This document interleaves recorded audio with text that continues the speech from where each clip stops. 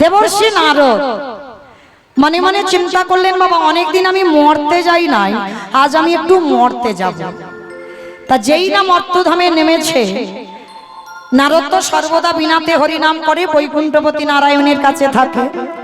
তা মর্তধামের এক মা নারদকে জিজ্ঞাসা করছে, নারদ ও নারদ, যারা যারা ভগবানকে ডাকে, যারা যারা ভগবানকে ভালোবাসে, যারা যারা ভগবানকে সেবা পূজা করে, নারদ তার শেষ জীবনে গতিটা কি হয়? আস্তে আস্তে কথা হবে না, মন দিয়ে শোনো। তা যেই না বলেছে তার গতি কি হয়, নারদ বলছে, মা এ জগতে আমি ভগবানের কাছে থাকি ঠিক কথা, কিন্তু আমার মাথায় তো এই প্রশ্নটা জাগেনি যে ভগবানকে ডাকলে আমার গতিটা শেষে কি হবে। তো মা তুমি একটু বসো, আমার বাবার কাছ থেকে আমি জেনে আসি। নারদের বাবাটাকে ব্রহ্মা, বাহ ব্রহ্মা, চতুর্মুখী ব্রহ্মা। তা ব্রহ্মলোকে গেছে, পিতা পিতা মর্তধামের এক মা আমার জন্য বসে আছে, ভগবানকে ডাকলে, ভগবানকে ভালোবাসলে তার শেষ জীবনের গতিটা কি হয়? চতুর্মুখী ব্রহ্মা বললেন, নারদ এ প্রশ্নের উত্তর তো আমার জানা নাই।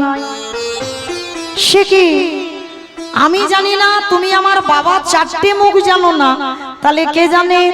বলে একজন জানলে জানতে পারে যে গাঁজা ভাং খায়। আমাকে গাঁজা খায়? ভোলানাথ গাঁজা খায়? বাবা আপনারা বিশ্বাস করেন? ভালো করে ভেবে উত্তর দিতে হবে বাবা। হুটহাট করে বলে দিলাম না, এটা তো বাবার নামে বদনাম রটেছে। কারণ যখন বাবা আমরা গুরু মহারাজদের চরণ আশ্রয় করেছি, আমার গুরুদেবের আদেশ আছে বাবা, আমাদের একটা চা পর্যন্ত খাওয়া যায় না। আমার গুরুদেবের আদেশ, আমরা গৌড়ীয় বৈষ্ণব। তো আমার আশ্রম হচ্ছে বাবা নবদ্বীপে কেশবজি গৌড়ীয় মঠ। তো আমাদের আশ্রমে নিয়ম আছে বাবা, আমাদের একটা চা পর্যন্ত খাওয়া যায় না। কেন? আমাদের গুরুদেবরা বলছে বাবা চা একটা নেশার মধ্যে পড়ে, ওই জন্য চা আমাদের বর্জন করতে হয়। তাহলে চা যদি নেশার মধ্যে পড়ে, তাহলে বাবা গাঁজা ভাং খায় কোন সাহসে? কখনো বাবা খায় না। তাহলে গাঁজা ভাঙের কথা এলো কেন? বাবা নেয় কেন?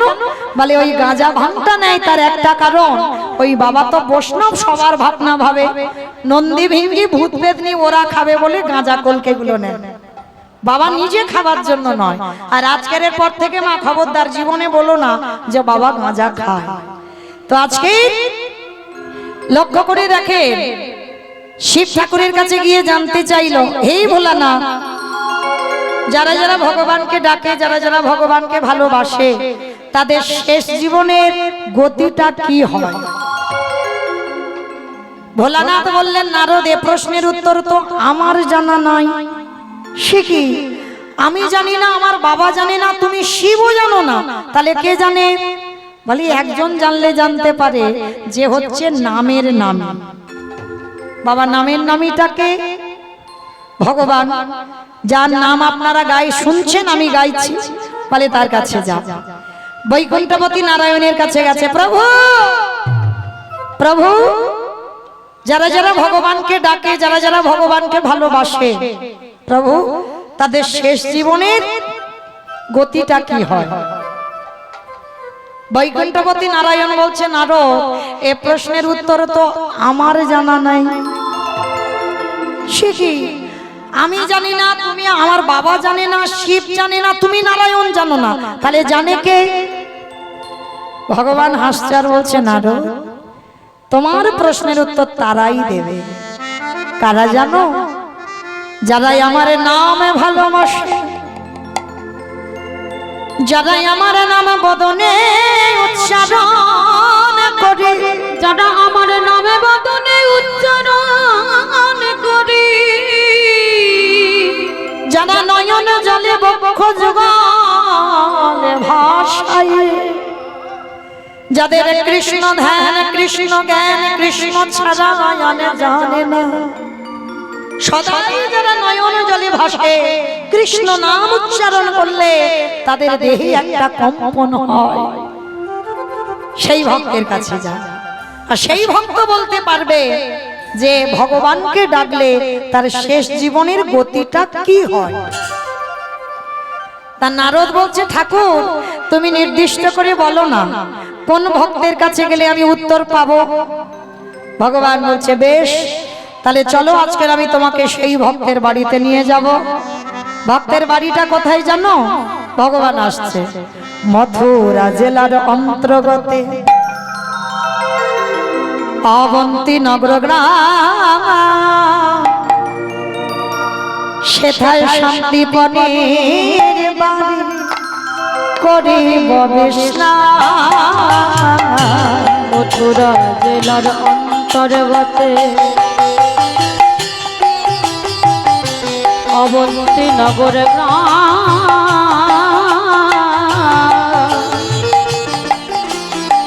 সেথা সন্দীপনের বাড়ি করিব বিশ্রাম। যাব আমরা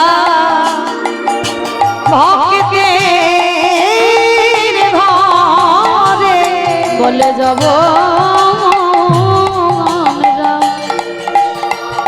সেই ভক্তের ঘরে, অগবিষ্ণান লইবার তরে, বলে যাব আমরা সেই ভক্তের ঘরে।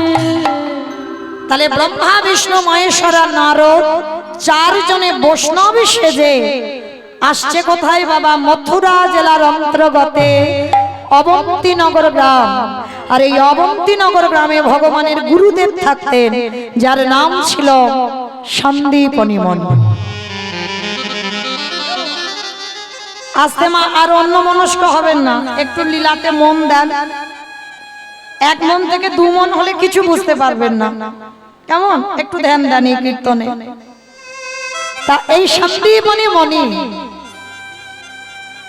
কেমন ভক্ত ছিল জানেন?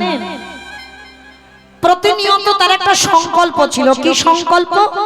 না প্রতিনিয়ত বাবা ব্রহ্ম মুহূর্ত কাকে বলে? সূর্য উদয়ের 1 ঘন্টা 36 মিনিট আগে এই সময়ে সন্দীপনী মনি যমুনা স্নানে যেত। আর যমুনা স্নান করে ভিজে কাপড়ে দরজার ধারে বসে বসে কাঁদত, দয়াময় কৃপা করি আমার দুয়ারে তুমি একটা অতিথি দাও, আমি অতিথি সেবা দেব, তারপরে ভগবান সেবা দেব, তারপরে আমি নিজে প্রসাদ পাবো। আর যেদিন অতিথি সেবা দিত না বাবা, সেদিন ভগবানকেও সেবা দিত না আর নিজেও জলস্পর্শ করত না। অমায়েরা, প্রতিদিন অতিথি আসবে এর কোনো মানে আছে? কিন্তু যেদিন অতিথি আসবে না সেদিন নিজে কিছু খায় না, আমার গোবিন্দকে কিছু দেয় না, এটা তার সংকল্প। তো আজকের কেমন দিন দেখো, সকালবেলা সন্দীপনী মনি 3 জন বৈষ্ণব সেবা দিয়ে দিয়েছে। আর বৈষ্ণব সেবা দিয়ে ভগবানের জন্য পারসটা সাজিয়ে ভগবানের চরণে নিয়ে গেছে। ঠাকুর, ছোট্টবেলা থেকে তোমায় ভালোবাসছি, ছোট্টবেলা থেকে তোমায় ভজন করছি, তখন আমার ভালো করে জ্ঞান হয়নি আমি তোমার ভজন করি। তোমারে ডাকতে ডাকতে আজ আমার নিজের চলে যাওয়ার সময় হলো। দন্ত পড়ে গেল, কেশ পেকে গেল, চামড়া আলগা হয়ে গেল। তুমি কি পারো না এখনো আমার ডাক শুনতে? এত ডাকে এত কাঁদি, তুমি কেন শুনতে পাও না আমার ডাক? ওগো দয়াময়,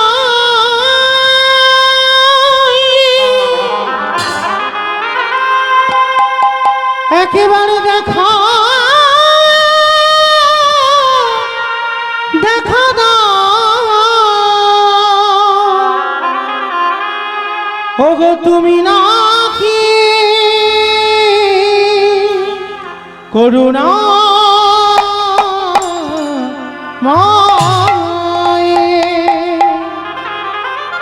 এত করে ডাকি আমার চোখের জল তোমার চরণে যায় না। আমি কোথাও গেলে দেখা দাও বলে দেখা, দেখা ওগো দয়া আমি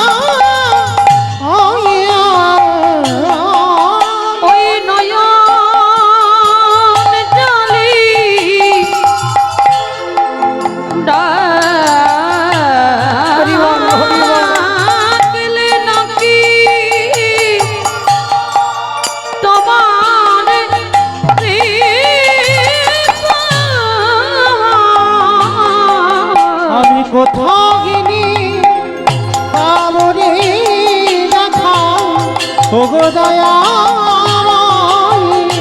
আমি কোথা গেলি পাবো রে দেখা ও গো দয়াময়। দেখা দাও বসে বসে কাঁদছে, দেখা দাও। দেখা দাও। দেখা দাও, দেখা দাও, দেখা দাও। ওদিকে ভগবান অতিথি রূপে দরজায় এসে গেছে বাবা, 4 জন, ব্রহ্মা বিষ্ণু মহেশ্বর আর নারদ। আর যেই না ছদ্মবেশে এসে ডাকলো, মণিবা বাড়িতে আছো? বাবা, মানুষের ডাক আর ভগবানের ডাকে তফাৎ হবে না? যেই না ডেকেছে না, হৃদয়টা জুড়ে গেল। কে কে ডাকলো আমায় এমন করি? তাড়াতাড়ি করে মন্দিরে পারসটা রেখে দিয়েছে, আর নিবেদন হয়নি।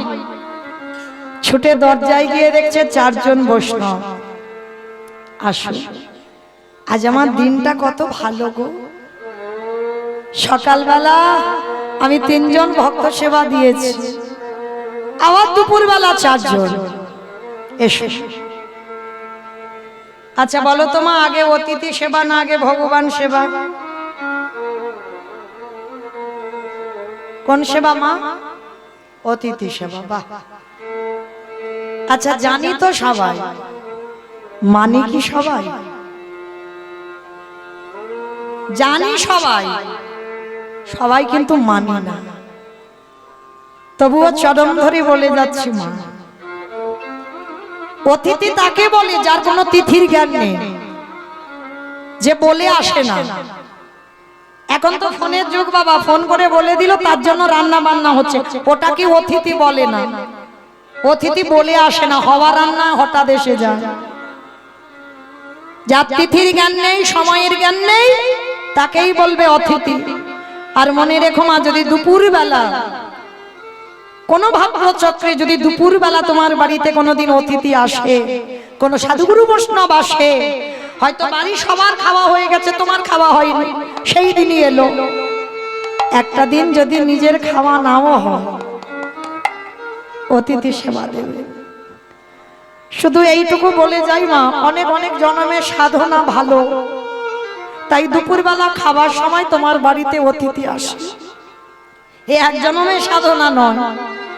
আর যদি সেই অতিথিকে তুমি দূর করে দাঁড়িয়ে দাও, অনেকে আছে বাবা বলে, এই যে দুপুরবেলা এসেছি, এখন আমার হাত জোড়া, তুমি অন্য বাড়ি যাও, ফেরার সময় 2টি চাল ডাল নিয়ে যেও।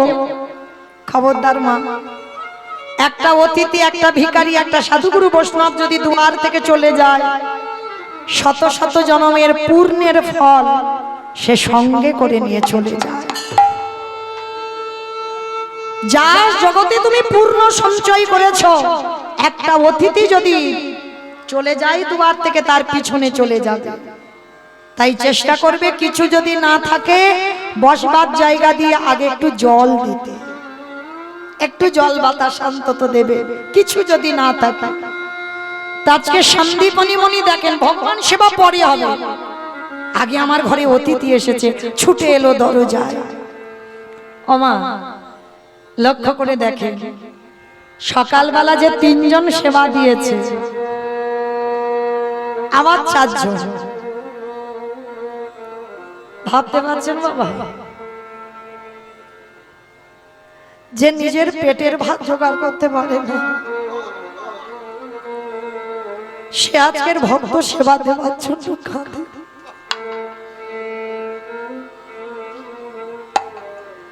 কারণ যা থাকে বাবা সে তো দেয় না, এটা বাস্তব। যা থাকে সে দেয় না, আর যার কিছু থাকে না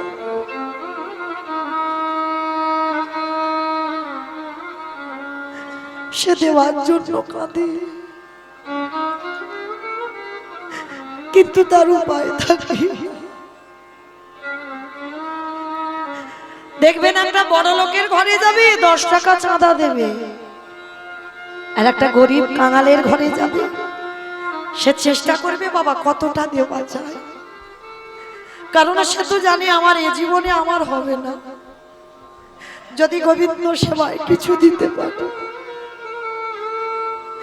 এটা যারা গরিব নিঃস্ব ভিখারি হয় তাদের মনোভাব হয়। তার সন্দীপ মণিমণি 4 জন বৈষ্ণবের চরণ দৌত করেছে, চরণ দৌত করে বলছে আসুন আমার ঘরে আসুন। আর ভগবান ছলনাময় তো, ছলনা করে বলছে মণিবর কিছু খেতে দিতে পারবে? হায় রে, যার আছে তার বাড়ি যায় না, আর যার কিছু নেই ভগবান তার বাড়ি গিয়ে আঁচল পেতেছে। সন্দীপনী মনে মনে মনে মনে ভাবছে যে আমি তো সকালবেলা ভিক্ষায় গিয়েছিলাম, চাল ডাল আছে, সেইটুকু রন্ধন করে 4 জন মোটামুটি হয়ে যাবে, কিন্তু অত সোজা নয়। কে গো মাইরা, কৃষ্ণ ভজন কি সোজা? এখানে যারা যারা বাবা লক্ষ্মী, কালী, দুর্গা, সরস্বতী, মনসা, শীতলা ভক্ত তাদের পার আছে, কিন্তু যারা কৃষ্ণ ভক্ত হবে মায়েরা একটু সাবধানে থাকবে।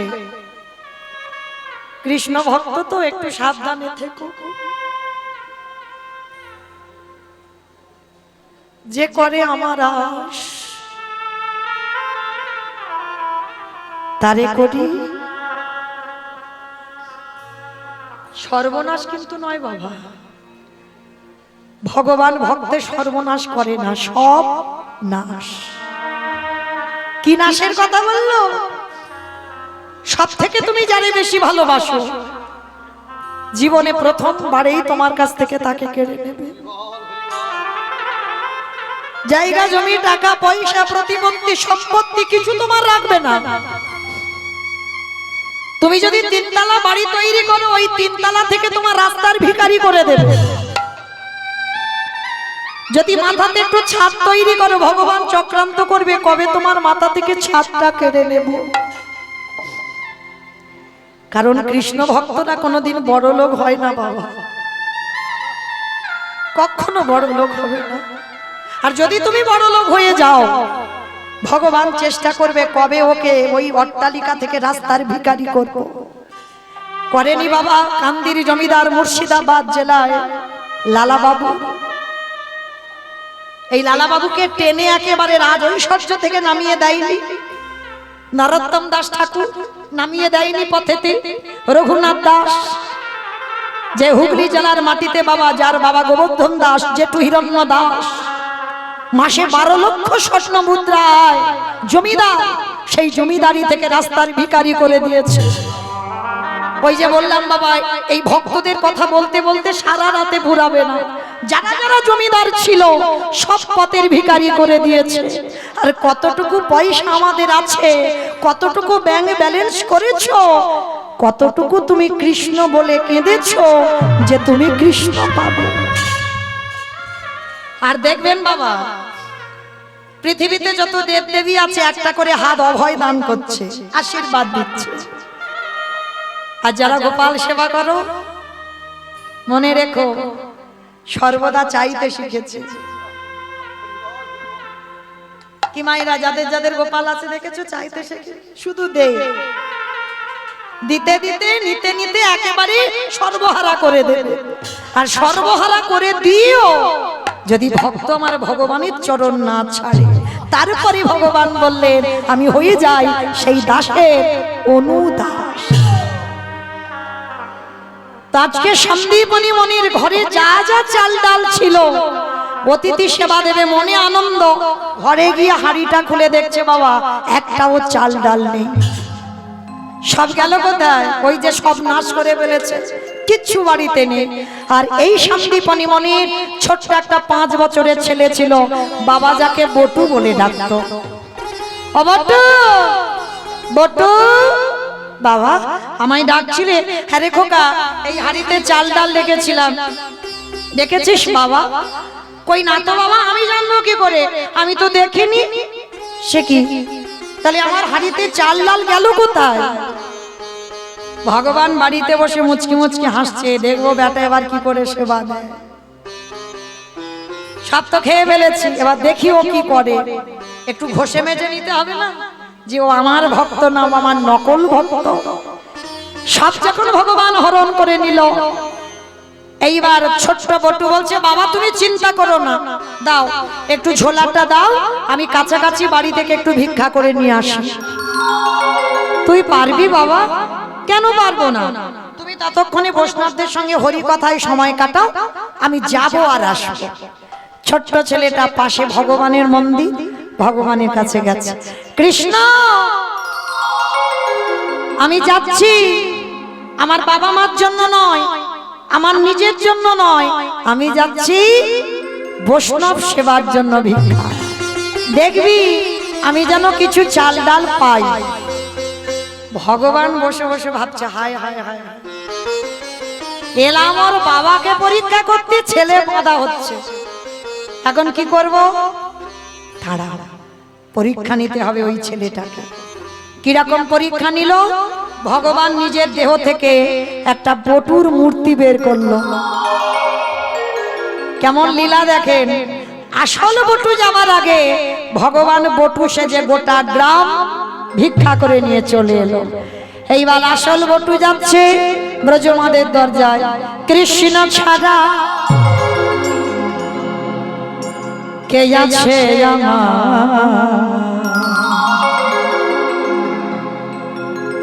বিশ্ব চরাচর মাঝে, বিশ্ব চরাচর মাঝে, কৃষ্ণ ছাড়া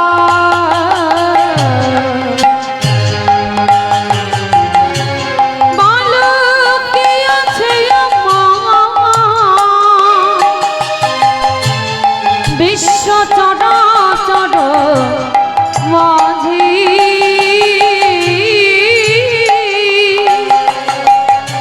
বিশ্ব চরাচর মাঝে, সে ছিল আমার দুঃখ সুখের বন্ধু, সে হল আমার ভবপারাবারের সিন্ধু, সে ছিল আমার দুঃখ সুখের বন্ধু, সে হলো আমার ভবতারাবারের সিন্ধু,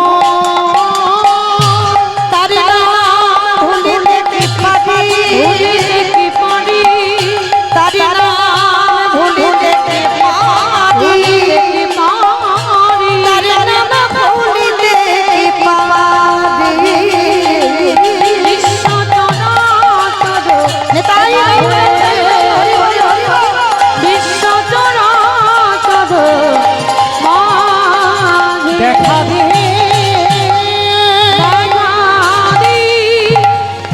দেখা দে, যেই না দাঁড়িয়েছে প্রত্যেকটা ব্রজমা বলে বলেন, এই ছেলে সকালবেলা তোর বাবা নিয়ে গেল, তুই 5 মিনিট আগে নিয়ে গেলি, আবার তোর বাবা তোকে পাঠিয়েছে, দেখাচ্ছি মজা তোকে, দাঁড়া। এ ছেলে তো অবাক হয়ে গেল, আমি জীবনে কোনোদিন আসিনি, আর এরা বলছে আমি নাকি 5 মিনিট আগে এসেছিলাম। অমায়েরা আদৌ তো এ আসেনি, ভগবান পরীক্ষা করবে বলে ভগবান ওর রূপ ধরে এসেছিল। সমস্ত ব্রজমায়েরা ওই ছোট্ট ছেলে 5 বছরের ছেলেটাকে মারছে, দূর হয়ে যা, বেরিয়ে যা, দূর। কৃষ্ণ কৃষ্ণ রে, এত মারা মেরেছে ছেলেটার সর্বাঙ্গ দিয়ে রক্ত ঝরে ঝরে পড়ছে। কৃষ্ণ বুঝতে পারিনি ভাই, তোরে ভালোবাসলে এত কষ্ট পেতে হয়।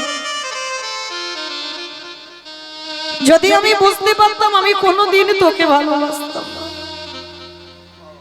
তবে এ জীবনে যদি আমি বৈষ্ণবের সেবা দিতে না পারি, এ জীবন আমি আর রাখবো না। এই জীবন আমি যমুনার জলে ত্যাগ করে দেব। ভগবান ভয় পায় কখন?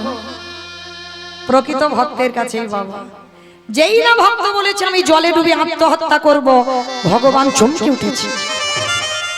আমাকে তো তাহলে কেউ ভগবান বলবে না, না না না, ছেলেটাকে বাঁচাতে হবে। কিন্তু কি করে বাঁচাবো? ভগবান একটা পাখি হয়েছে, কানের কাছে উড়ে উড়ে বলে যাচ্ছে, এই ছেলে, তোকে তো মথুরায় কেউ দিল না, তো কি হয়েছে? তুই চলে যা বৃন্দাবন, আর বৃন্দাবন গেলেই তুই চাল ডাল পেয়ে যাবি। ছোট্ট ছেলেটার মনে বড় আনন্দ। যমুনার ঘাটে গিয়ে যেই না দাঁড়িয়েছে, সন্ধ্যা হয়ে গেছে, নৌকা নেই, মাঝি নেই, ছেলেটা সাঁতারও জানে না। ও মায়েরা ভালো করে বুঝবে, নৌকা নেই, মাঝি নেই, ছেলেটা সাঁতার জানে না, তাহলে কি ছেলেটা নদীর এ ঘাট থেকে ও ঘাটে যেতে পারবে?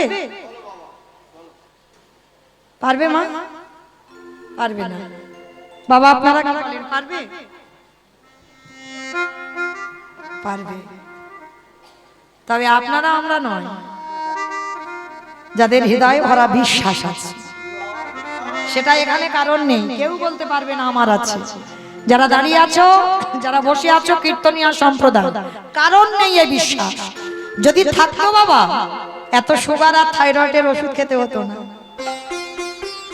ছেলে মেয়েদের অসুখ বিসুখ হবে, প্রাথমিক ডাক্তার, সে যদি ভালো না করতে পারলো কলকাতা পিজি, ওখানে যদি রোগ ভালো না হলো চেন্নাই ভেলোর, ওখানে রোগ যদি ভালো না হলো রুগী ফিরে এলো, এইবার বলবে দিদি ওইখানে ওই যে ধর্মরাজ আছে, ওইখানে গিয়ে মানত কর,